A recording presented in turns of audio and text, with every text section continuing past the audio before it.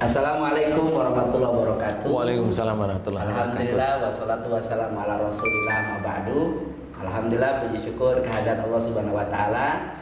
Hari ini dengan izin Allah, alhamdulillah, dengan takdir yang Allah berikan kepada saya dan semua yang hadir pada pagi menjelang siang ini, Allah berikan satu kesempatan untuk kita sama-sama watawassaw bil haq watawassaw bil sabr, memberikan kebenaran dan selalu sama-sama mengingatkan dalam kesabaran.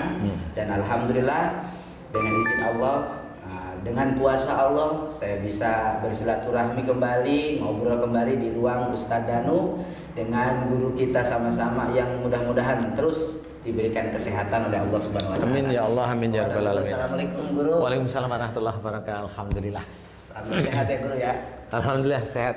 Mudah-mudahan sehatnya guru ini jadi inspirasi buat kita semua. Guru. Amin ya Allah, mudah-mudahan manfaat ya Allah. Amin. Saya mau cerita dulu sebelumnya guru. Alhamdulillah nih, jadi saya banyak nih beberapa konten saya sering buat sama guru. Walaupun singkat, dari mulai saya dari turun mobil sampai ketemu guru, saya perbaik lagi, saya upload konten-konten saya ini, ternyata masya Allah komentar masyarakat. Kontennya apa disebutin dong? Nah, kontennya terkait tentang masalah kebaikan. Oh gitu. Tentang masalah. YouTube-nya juga jangan lupa. YouTube-nya AB Gifran Channel. AB Gifran Channel. Banyak konten saya bersama guru. Iya. Dan masya Allah ternyata dari hikmah, dari ilmu yang singkat, padat dan sederhana cara guru menyampaikan.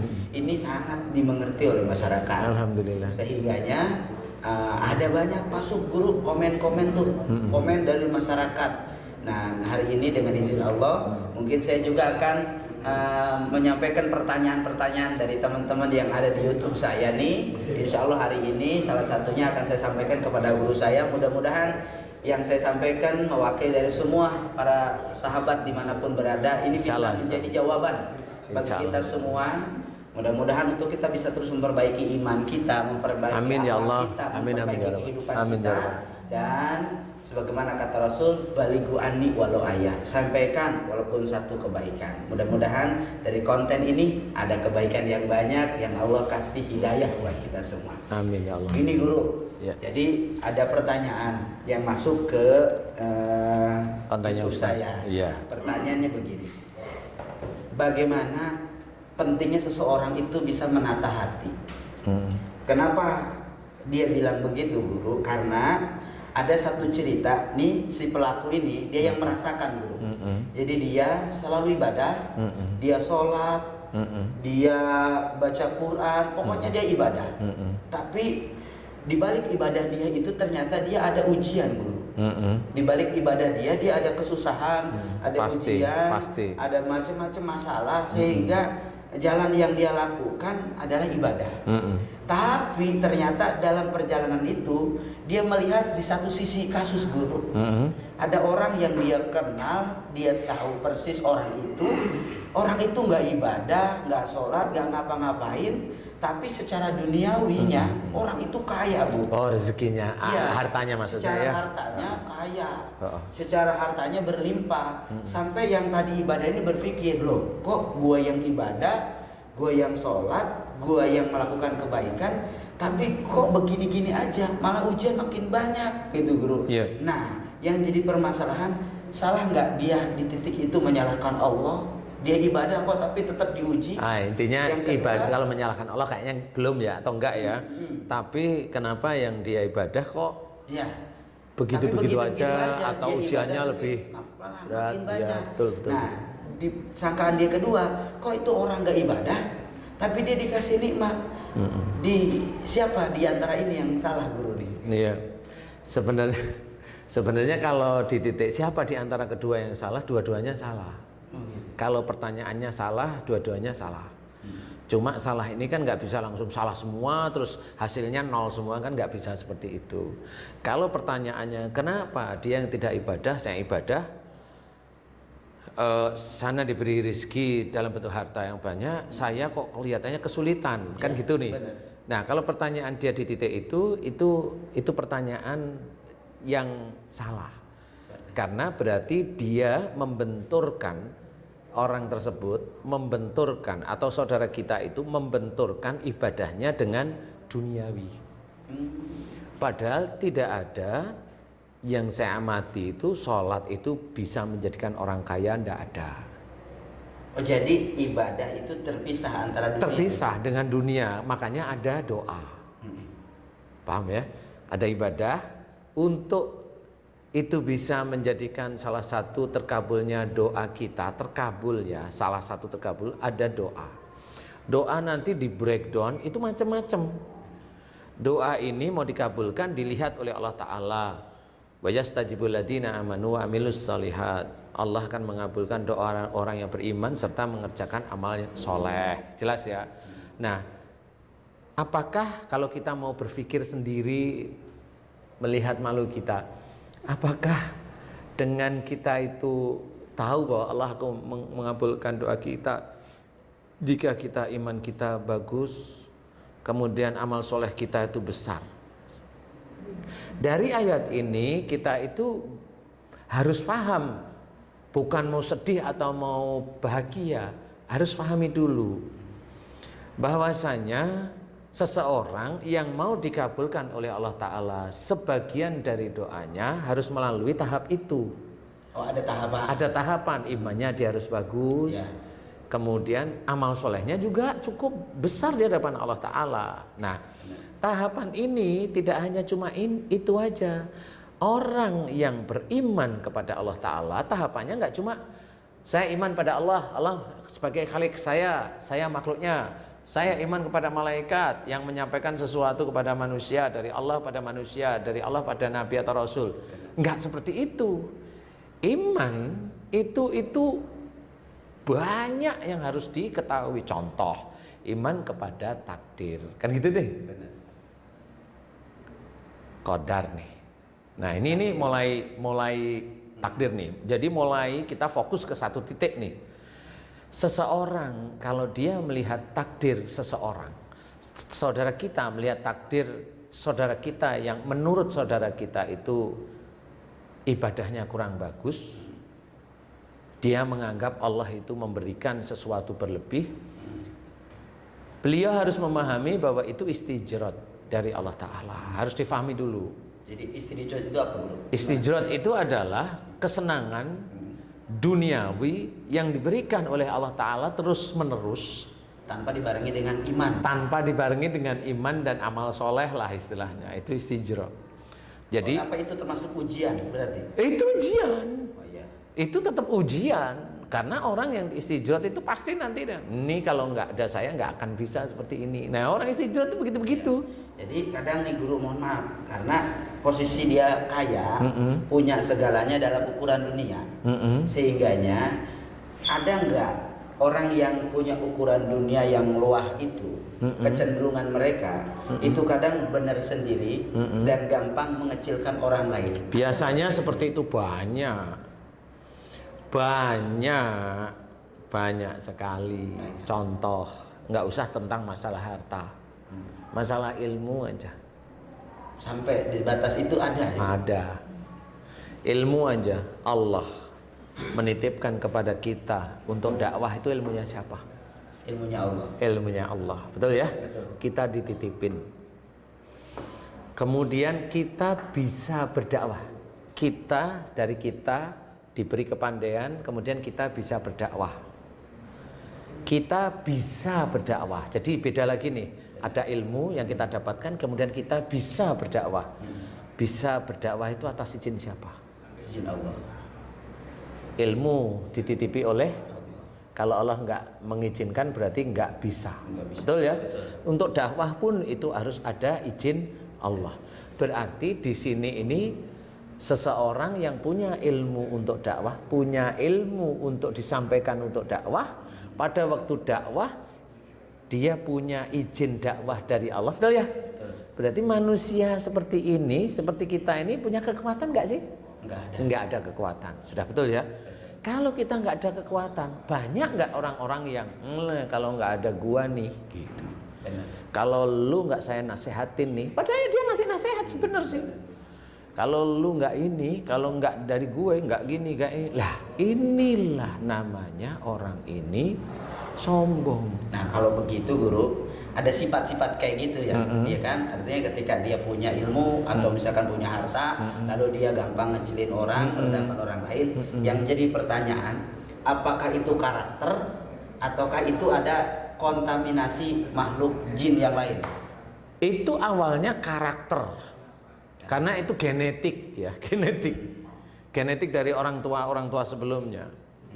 Jadi kalau itu karakter itu ditunggangi oleh jin sebenarnya.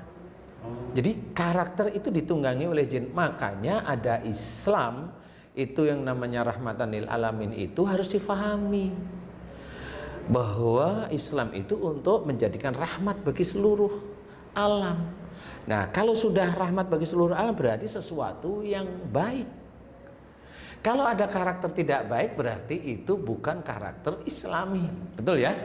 Nah, kalau tidak ada karakter Islami berarti ada makhluk lain di luar setan, yang ringan aja jin. Insya Allah ada karakter emosional. Jin. Itu dari bapaknya, ibunya yang emosional, dari mbahnya emosional, dia melakukan emosional. Itu bapak ibunya dari si anak yang emosional. Besok bapak ibu itu bertanggung jawab dia terhadap kenapa anakmu itu marah terus, nggak tahu.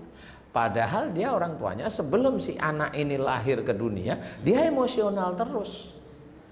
Dan itulah pertanggungjawaban ayah dan ibunya. Makanya dalam Quran diceritakan ku anfusakum wa ahlikum naro. Jagalah dirimu nih. Seorang yang belum nikah dari api neraka. Benar ya? Berarti kita menjaga untuk tidak emosional. Emosional itu kemana aja loh, nggak harus ketemu sama orang marah, enggak. Orang ketemu jin ngeyel dia marah loh, sama itu juga emosional namanya.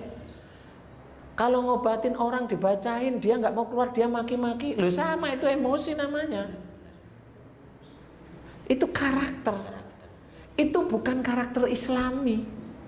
Jadi kalau ada orang merasa benar sendiri, merasa soleh, merasa paling di atas orang lain, berarti ini karakter yang salah.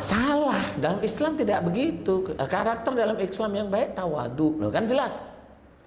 Karena mungkin nggak guru kalau kayak begitu itu karena mereka tidak menyadari bahwa semua itu adalah titipan dari Allah. Bisa nggak arah ke situ? Kalau dia tidak menyadari, kalau dia bukan seorang Muslim yang taat, dia jarang datang ke pengajian, dia bukan seorang mubaligh atau seorang ustadz atau seorang ulama, ya masih mending. Tapi dia tahu bahwa apa yang dikerjakan itu sebenarnya salah. Ini lebih berat berarti. Apa yang dikerjakan? Makanya dia tahu sebenarnya marah itu tahu. Kalau coba siapapun ditanya, emang marah itu benar nggak sih? Wow, saya tanya aja benar apa? Nggak hanya itu dulu aja. Oh, masalahnya saya diginiin. Oh, kalau saya diginiin, ayatnya jelas ada. Kenapa Allah menyuruh memaafkan kesalahan orang lain? Kenapa Allah menyuruh mendoakan kesalahan dan dosa-dosa orang lain? Itu kan gaya Allah. Itu kan gaya Rasul. Kenapa kita itu tidak mau? Kenapa kita menolak? Berarti di titik itu kembali lagi kita mengelola hati berarti ya? Iya. Jadi pertanyaan lagi guru, nyambung dari awal nih. Gimana nih ketika orang nih sudah diuji sama Allah, terus dia kan banyak masalah, masalahnya nggak kunjung selesai, akhirnya dia ibadah. Nah, dengan proses perjalanan waktu sebelum masalah dia ibadahnya bolong-bolong gitu. Oke. Ya, oke. Ketika dia dapat masalah itu dia belum ibadah. Nah, setelah sampai dia punya masalah, dia ibadah kuat lah ya. Kuat dan sebagainya. Terus dia jalanin. Ternyata ujian itu makin luar biasa. Makin seolah-olah kapan ini jawaban ada. Makin seolah-olah kapan pertolongan Allah ada. Ketika dia ibadah terus sampai dia bertanya di hatinya, ya kapan titik Allah menolong orang tersebut? Kapan guru? Banyak orang yang ibadah sampai dia lelah, tapi tak kunjung datang pertolongan itu. Oke. Pertanyaan Gimana ini yang salah? Enggak salah, yang salah itu protesnya. Oh gitu ya. Protesnya itu salah. Kalau ditanya kapan titiknya Allah memberikan, kan gitu nih pertolongan. Iya. Kita harus melihat banyak sekali ayat yang harus kita ketahui. Satu, pertolongan itu pasti ada. Fa inna ma'al usri yusron, inna ma'al usri yusro. Di balik kesulitan ya, ada kemudahan. Berarti kemudahan ini dari Allah Ta'ala. Itu harus kita camkan, pegang itu. Pasti Allah akan membantu, menolong. Satu. Yang kedua, wasta'inu bis-sabri was-shalah wa innaha lakabiratun illa 'alal khashiin. Nih ayat yang kedua, ini untuk referensi aja biar kita atau para sedulur kita itu faham. Mintalah pertolongan kepada Allah dengan sabar dan sholat. Maksudnya adalah kita tetap minta pertolongan pada Allah itu dengan sabar. Sabar itu adalah dengan berusaha. Ustadz pernah cerita, sabar itu berusaha, bukan diem. Ada ikhtiar. Dan ikhtiarnya itu ada di ikhtiar di jalan Allah, bukan ikhtiar yang ngawur, kan gitu. Dan kemudian ada masa menunggu. Pending gitu ya. Menunggu, kalau saya tetap menunggu. Beda. Pending sama menunggu tetap beda. Menunggu itu kan ada perjalanan nih. Iya. Istilahnya Ustadz dari perjalanan dari rumah menuju sini, saya di sini kan menunggu. Bukan saya menunggu Ustadz, bukan saya memending Ustadz, kan gitu ya. Saya harus menunggu. Menunggu ini tetap dinilai oleh Allah Ta'ala. Kalau dalam menunggu dia ingat pada Allah Ta'ala. Di dalam salah satu ayat di dalam surat At-Tur menceritakan, ini cerita tentang Rasul Muhammad ya ini ya, bahwa Rasulullah Muhammad SAW dalam menunggu ketetapan-ketetapan Allah itu diminta oleh Allah Ta'ala untuk bertasbih dan memuji Allah. Nah, dalam proses menunggu ini tidak bisa hanya menit, tidak bisa hanya hari, tidak bisa hanya minggu, bisa panjang.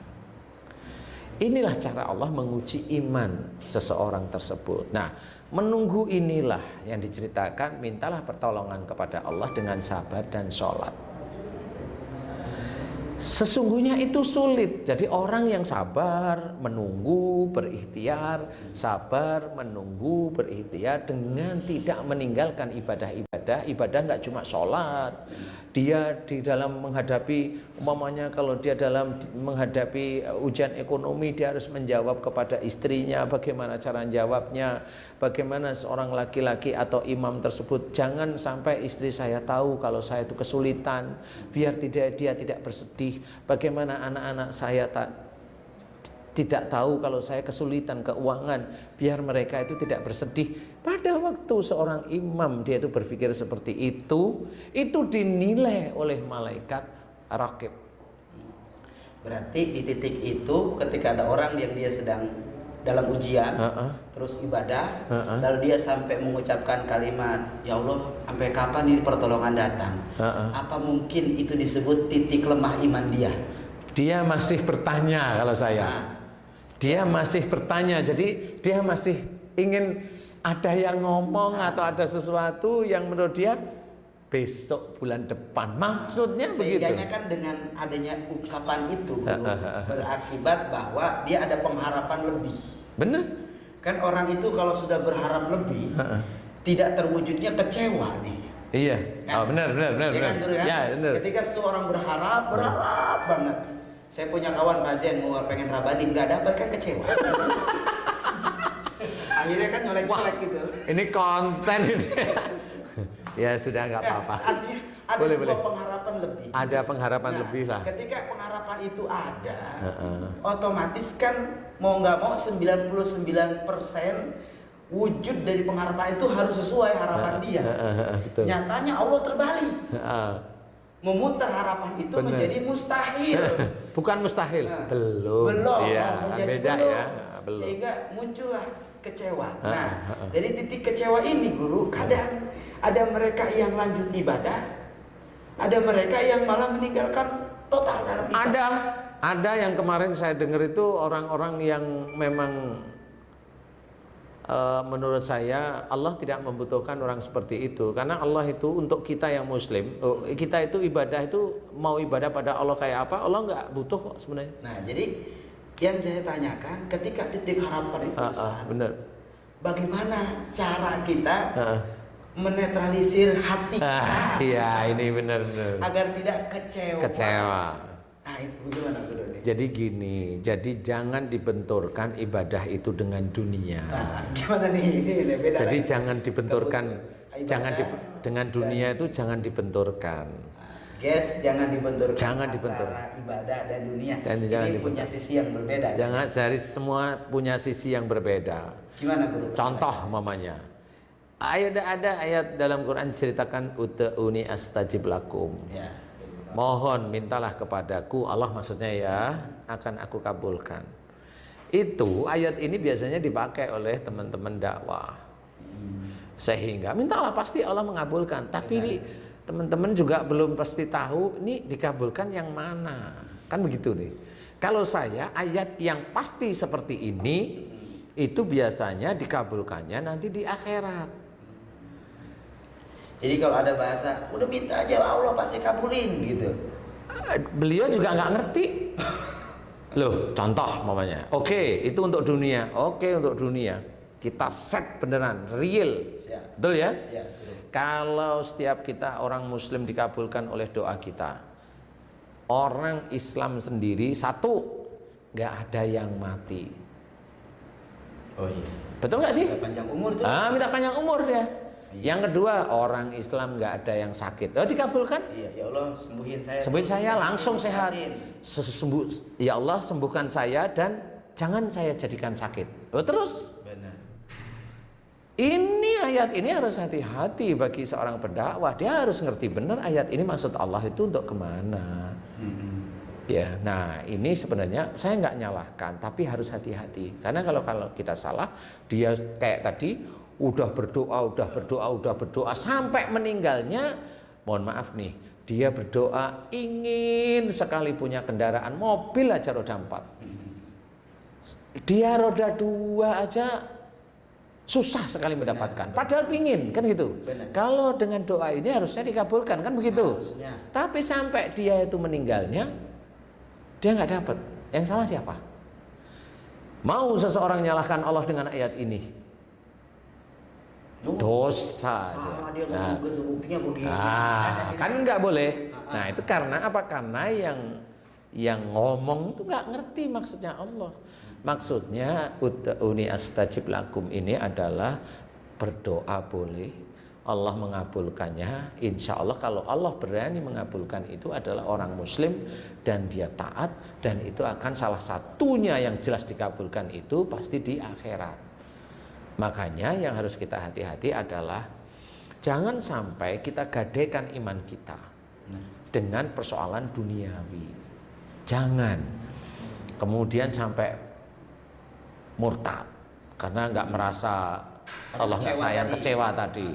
Loh, kalau murtad mau silahkan, kamu silahkan aja murtad. Kalau saya mau nggak pernah mikir. Kenapa? Allah juga nggak mikir. Allah itu terhadap orang yang beriman, sholat, dia beramal soleh, Allah itu nggak gubris kalau hanya untuk masalah duniawi. Jadi yang digubris oleh Allah Ta'ala, yang dilihat oleh Allah Ta'ala itu ketaatan. Ketaatan itu namanya kalau mohon belum dikabulkan, mohon belum dikabulkan, jangan mengeluh, itu kan taat namanya. Kalau nanti belum dikabulkan, ditunggu dengan sabar, nah itu kan taat namanya. Kalau umpamanya belum sampai titik mau meninggalnya belum dikabulkan, tetap kita husnudzon pada Allah Ta'ala. Berarti ada sesuatu yang kurang di kita. Apa? Berarti kita itu belum bisa menjadi amanah kalau dikasih rezeki yang besar, banyak. Belum tentu. Kalau kita dikasih rezeki yang besar, bisa aja kita itu pelit umpamanya.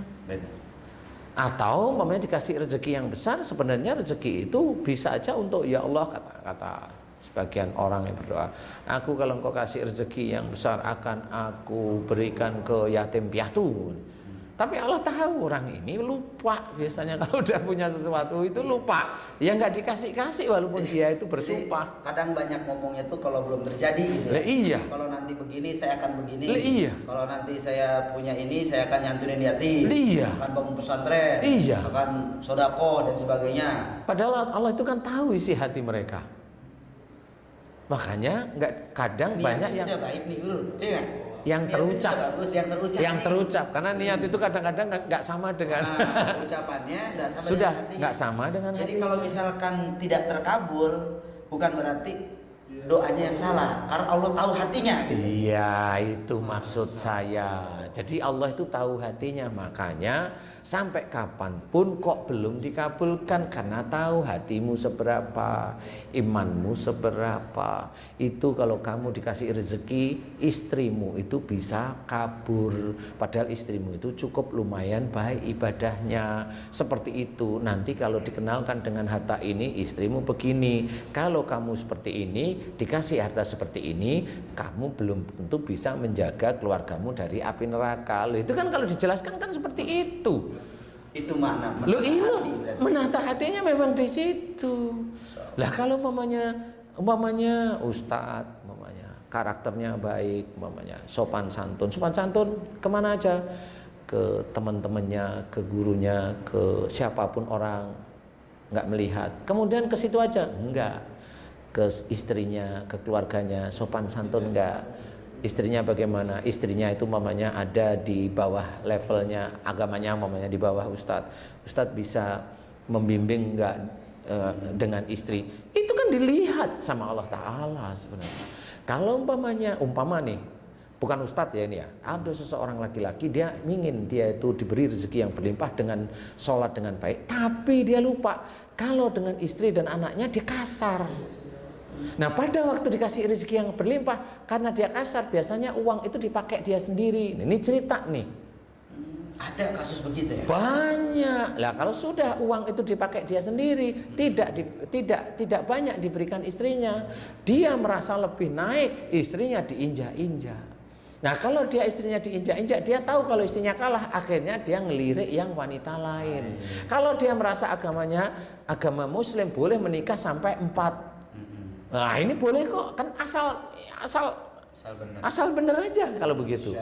Secara hukum itu dipakai, padahal itu hanya cuma nafsunya dia.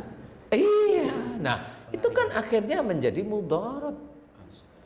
Nah disitulah sebenarnya kenapa belum tentu Allah itu bisa mengabulkan. Jadi jangan suudzon dulu, jangan buruk sangka dulu ketika Allah belum mengabulkan. Iya begitu. Tapi begini guru, ada lagi.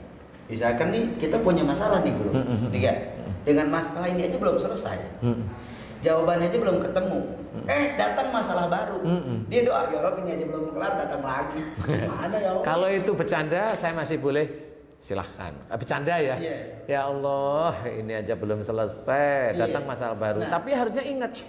Tapi saya tahu Engkaulah yang maha menyelesaikan persoalan. Nah itu udah ngerti nih. Ya sudah saya terima lah. Itu kan beda nih. Ya Allah saya terima. Mudah-mudahan saya bisa kuat ya menjaga iman saya ya Allah. Kuatkan aku ya Allah. Imanku kuat karena Engkau. Mau nerima nih. Jadi mau nerima. Nah ini beda. Itu Allah tersenyum. Oh kamu ngerti. Kalau sudah ngerti itu dan dia benar, pada waktu dia menyelesaikan masalah atau masalah itu tidak diselesaikan tapi didiamkan, tapi biar Allah menyelesaikan, di titik itulah Allah tersenyum bahwa masalah itu dia tahu masalah yang satu ini emang selesai, bukan saya yang menyelesaikan. Kan ada orang yang begitu. Benar. Ini Allah ini karena saya nggak gerak apa-apa. Ini Allah langsung, alhamdulillah ya Allah Engkau selesaikan masalahku dengan baik. Itu Allah tersenyum, kamu bersyukur tau. Padahal kamu juga tahu yang menyelesaikan masalah itu aku, Allah maksudnya. Dia tetap bersyukur, alhamdulillah ya Allah, karena karuniamu masalah ini selesai. Kalau bukan nikmat dan karuniamu, aku nggak mampu, emang nggak bisa. Tapi orang yang seperti itu ada nggak? Cara berpikirnya begitu. Iya, cara berpikir. Kan rata-rata kalau masalah itu selesai, oh itu masalah saya. Kan di dalam Quran juga ditulis, dia dipuji orang tentang suatu pekerjaan yang bukan pekerjaannya. Itu ada dalam Quran. Nah itu maksudnya apa? Yang menyelesaikan itu Allah. Tapi dia yang dipuji dia seneng. Ya itu selesai. Kalau nggak ada saya, ya kan gitu. Padahal menyelesaikan Allah. Coba kalau umpamanya dia bangun gedung hancur, mau apa? Dia pasti cari kesalahan ke anak buahnya. Kan begitu nih orang. Itu harus hati-hati melihat ayat-ayat Allah. Berarti pun kalau Allah kasih masalah sama kita, jangan cari kesalahan orang lain. Enggak usah. Tanya diri kita. Tanya diri kita aja. Kenapa Senyum masalah senyum. itu datang bertubi-tubi sama kita? Enggak usah bilang kenapa masalah itu. Kalau masalah itu datang bertubi-tubi, padahal kita jarang sekali, jarang sekali melakukan kedoliman. Kan beda nih. Beda. Kalau kita jarang sekali melakukan kedoliman, kalau ada masalah berarti masalah ini untuk meningkatkan iman, ketakwaan kita. Beda di situ. Oh iya ya, tahu, nggak perlu ngomong, senyum.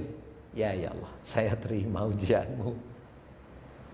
Kan beda, ngerti masalahnya. Beda nggak menerima ikhlas dengan menerima ya deh, terima aja, ngeluh. Gimana? Ya itu yang tahu Allah ya. Kalau kita nggak tahu ini Ustaz. Iya. Kalau kita nggak tahu, karena memang orang kan kalau di mulut itu yang kita dengarkan kan mulutnya ya. Benar. Kita nggak tahu hatinya, yang tahu hatinya itu Allah. Dia nerima dengan tulus atau dia nerima dengan apa tadi? Dengan ngeluh. Ngeluh itu kita nggak tau. Intinya kita nggak tahu. Kalau semua udah jalan, ada nggak guru nih? Batas akhir Allah menguji manusia. Ada. Ada. Nomor 1 Apa itu? mati orangnya. Batas akhir. Lah kan akhir. Iya, ya kan ada kan, ya Allah kapan beres ini kalau kelar kan gitu. Nah itu ngeluh lah ya. Ngeluh, Tapi kan? jadikan itu bercandaan dengan Allah, maksudnya ya Allah aku mohon kepadamu akhirilah ujian ini ya Allah, aku takut gak kuat loh, kan boleh nih, aku takut gak kuat ya Allah, aku takut gak kuat ya Allah gitu. Sebab ada orang kadang dengan ceplosnya dia, ya Allah kapan ya kelar ini ujian, nggak kelar ya Allah. Nah Gitu. biasanya ujian yang gimana nih Ustadz yang gak kelar-kelar nih? Jadi, Contoh karakter dia dengan karakter istrinya berbeda. Ya. Akhirnya apa-apa ribut. Nggak usah masalah besar, masalah kecil gara-gara karakternya yang berbeda. Emosional akhirnya gitu ya. timbul masalah setiap hari. Gak ada tuh sinkronisasi, sinkron banget. Pokoknya setiap hari bermasalah tuh ada aja perdebatan, ada. Sampai dia ngomong, ya Allah ini gak kelar-kelar ya, apa ganti istri aja kali ini, atau gimana ini? Ini masalah ini, masalah ini. Nah kalau itu seperti itu, kali dulunya dia itu, si orang itu sama orang tuanya seneng ribut, dikasih tahu susah, kan nggak pernah tahu. Jarang orang itu bisa mau muhasabah, itu jauh, itu jarang mau. Jadi yang penting sekarang itu istrinya begini ganti kan gitu. Ya. Kalau dulu kan kalau saya melihatnya nggak seperti itu. Apa saya ya yang salah ya? Coba kita lihat, kalau istri kan pasangan di keluarga, berarti apa dulu saya itu kalau diberi nasihat ibu atau bapak itu Nggak udang. nggak, saya ngelawan apa enggak ya? Kan harus seperti itu. Kalau diingat, merenung, diingat, pasti nanti Allah itu memberikan petunjuk kok. Memberikan pengingat istilahnya. Nah, pengingat itulah yang oh salah saya dulu di sini. Karena apa? Dulu saya memang pada waktu mau milih istri, saya itu dikasih tahu jangan yang itu sama orang tua, tapi karena saya ingin, nah itu nafsu. Nah, setelah nafsu, ya kalau kejadian seperti itu kan bukan terus ganti istri. Kan harus difikirkan bagaimana dia menyelesaikan masalah dengan istri. Kalau dibilang istrinya durhaka sekali kan enggak. Oh hanya masalah-masalah begitu-begitu aja. Nah disinilah menurut Islam harus ada hakam di tengah, harus ada orang bijak yang menenangkan istilahnya. Apa sih masalahnya seperti itu? Bisa. Oke, luar biasa banget, luar biasa. Satu pertanyaan lagi guru. Ini tapi mungkin selesai ini kita lanjutin ya guru ya tentang pertanyaan ini. Oke guys, mudah-mudahan bisa jadi pencerahan bahwa ternyata semua amal yang kita lakukan itu kembali kepada hati kita. Kata Rasul, idza sholahat sholahat qulub wa idza fasadat fasadat qulub. Kalau hatinya bersih, maka amalnya baik. Tapi kalau hatinya rusak, jangan berharap amal itu diterima oleh Allah. Memang betul, hadis itu memang menakutkan. Jadi memang harus, kenapa Rasulullah itu dimunculkan oleh Allah Ta'ala untuk merubah akhlak,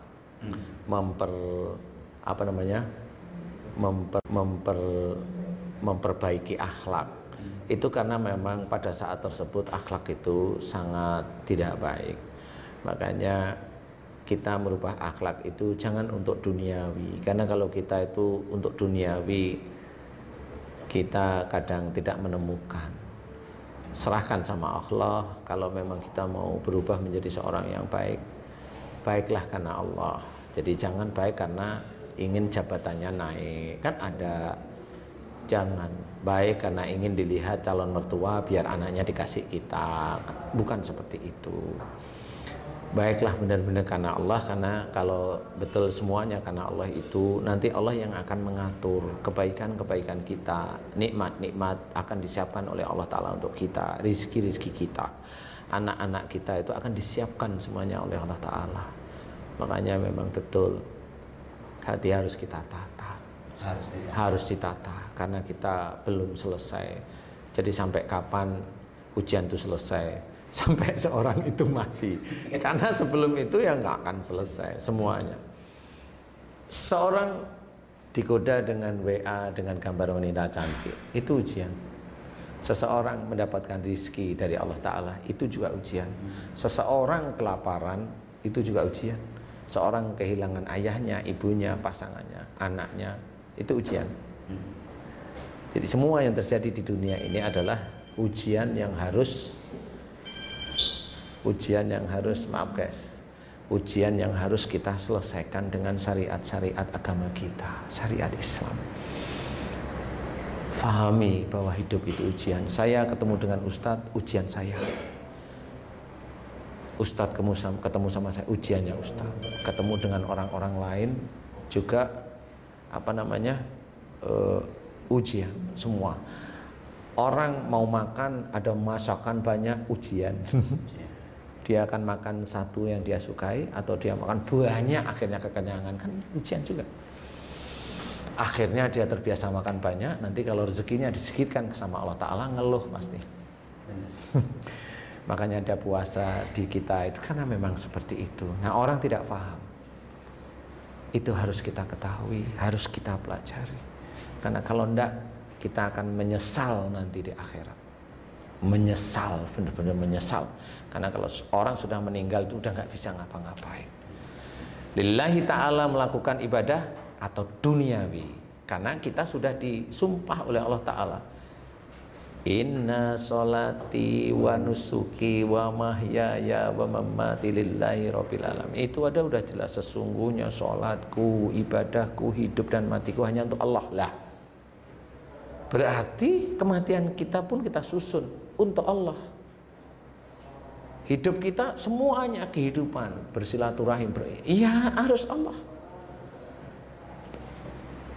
Ibadah kita ya karena Allah, makanya karena Allah itu gak bisa saya mengucap bismillah tapi hati ya biar anak saya lulus. Saya mengucap basmalah, membaca ini biar orang itu hilang sihirnya, lu kan bukan lillahi ta'ala namanya. Nah, ini harus kita ketahui. Ayo kita perbaiki, jangan sampai nanti di akhirat kita itu nyesal. Amin. Karena akhirat itu tidak kenal namanya ustadz, enggak. Di akhirat tidak kenal namanya ulama, enggak. Tidak kenal namanya syekh, ya enggak. Karena itu adalah ucapan dari seseorang untuk hormat kepada orang yang punya ilmu. Jadi jangan kita berharap bahwa kalau kita itu dipanggil dengan sebutan guru, atau yang paling tinggi alim ulama, kemudian kita tinggi hati, selesai di akhirat. Ada kebangkrutan amal karena kita ada ujub, riak, bahkan sombong di situ. Di titik itu habis semua. Habis. Kalau nggak percaya silahkan mati duluan.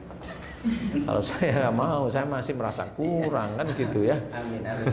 Terima kasih guru, masya Allah luar biasa. Yes, sejuk, tenang, adem. Ini buah hasil dari kita harus menata hati.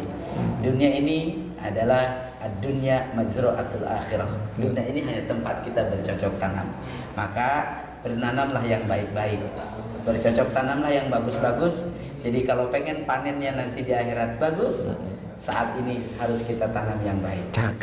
Mudah-mudahan ada manfaatnya. Saya Ustadz Abi Gifran dan guru saya Ustadz Danu. Jangan lupa like, share, and subscribe serta komen channel YouTube Ustadz Danu Official channel dan YouTube saya Abi Gifran channel. Mudah-mudahan ini bisa memberikan kebaikan buat kita. Amin ya Allah, amin ya rabbal alamin. Assalamualaikum warahmatullahi wabarakatuh. Waalaikumsalam warahmatullahi wabarakatuh.